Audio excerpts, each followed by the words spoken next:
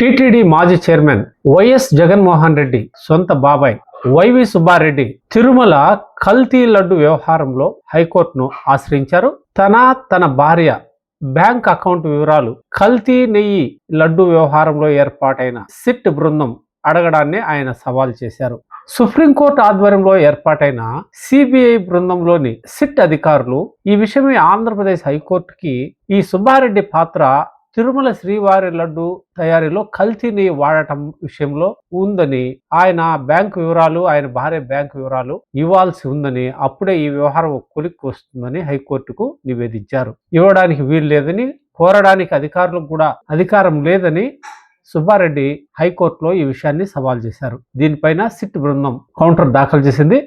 కొన్ని కంపెనీలు సరఫరా చేసిన నెయ్యిలో కల్తీ జరిగినట్లు సుబ్బారెడ్డికి తెలిసినప్పటికీ ఆయన ఎటువంటి చర్యలు తీసుకోలేదని సిట్ బృందం హైకోర్టుకు నివేదించింది. అంతేకాక టీటీడీకి కల్తీ నెయ్యి సరఫరా చేసేందుకు ఆయా సంస్థలను టీటీడీ చైర్మన్ హోదాలో ఈయన అనుమతించినట్లు సిబిఐ హైకోర్టుకు తెలిపింది.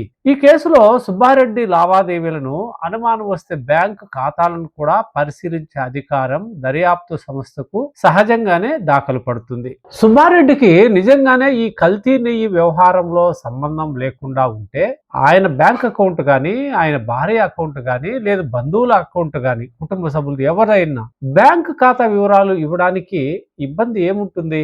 వీళ్ళు ఒక స్థాయిలో ఉన్న నాయకులు, వీళ్ళన్నీ ఆడిట్ జరుగుతాయి, ఇన్కమ్ ట్యాక్స్లు చెల్లిస్తారు. ఇంకా కొత్తగా బ్యాంకు ఖాతాలు పరిశీలిస్తే వచ్చిన నష్టం ఏమీ లేదు. ఈయన టీటీడీ చైర్మన్గా ఉండడంతోనే ఉండే హయాంలోనే ఈ కల్తీ వ్యవహారం వెలుగులోకి వచ్చింది. ఈయన అప్పుడు చైర్మన్గా ఉన్నాడు కాబట్టి ట్రాన్స్పరెన్సీ ఈ ఒక విచారణ అనేది ఒక కొలిక్కి రావాలంటే అన్ని వ్యవహారాలను విచారణ అధికారి పరిశీలించడానికి మార్గం ఉండాలి. ఈ నేపథ్యం నేనే స్వచ్ఛందంగా ఇవ్వకుండా ఈ కోర్టులని ఆశ్రయించి ఇలా చేయకూడదు, నా వివరాలు అడగడానికి లేదని మాట్లాడితే అనుమానం అంతా ఈయన మీదకే వస్తుంది కదా.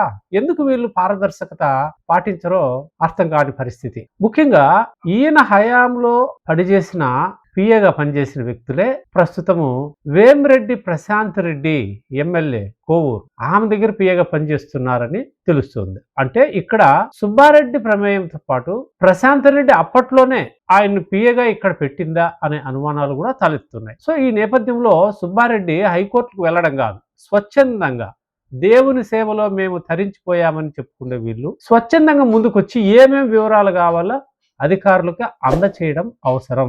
సుబ్బారెడ్డి ఈ కోర్టును ఆశ్రయించి వదిలేసి దేవుని దగ్గర నేను నిష్పక్షపాతంగా ఉన్నాను అన్న దాన్ని నిరూపించుకోవాల్సిన సమయం వచ్చేసింది.